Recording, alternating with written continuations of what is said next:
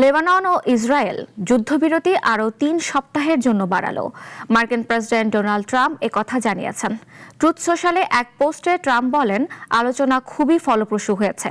তিনি আরও উল্লেখ করেন, হিজবুল্লাহর প্রভাব থেকে লেবাননকে সুরক্ষা দিতে যুক্তরাষ্ট্র দেশটির পাশে থেকে কাজ করে যাবে।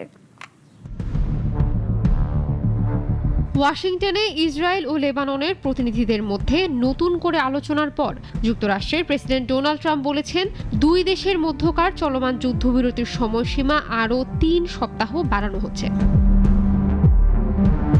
দুই রাষ্ট্রদূতের আগের বৈঠকও যুক্তরাষ্ট্রের মধ্যস্থতায় হয়েছিল, যেখানে 10 দিনের যুদ্ধবিরতির ঘোষণা আসে। ওই বিরতি রোববার শেষ হওয়ার কথা। তার আগেই বৃহস্পতিবার ওই বিরতির মেয়াদ 3 সপ্তাহ বাড়ল।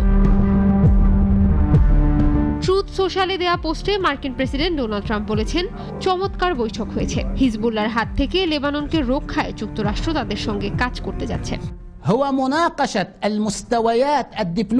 ইসরায়েলি বাহিনীকে দখলদার আখ্যা দিয়ে হিজবুল্লাহ বলছে, দখলদার বাহিনীর বিরুদ্ধে প্রতিরোধ গড়ে তোলার অধিকার তাদের রয়েছে। তবে ট্রাম্পের দাবি, নিকট ভবিষ্যতে ইসরায়েলি প্রধানমন্ত্রী বেনিয়ামিন নেতানিয়াহু ও লেবাননের প্রেসিডেন্ট জোসেফ আউনকে আতিথেয়তা দিতে তিনি মুখে আছেন। দুই দেশ এ বছরই একটি শান্তি চুক্তিতে পৌঁছাবে এমন চমৎকার সম্ভাবনা রয়েছে বলে জানান তিনি।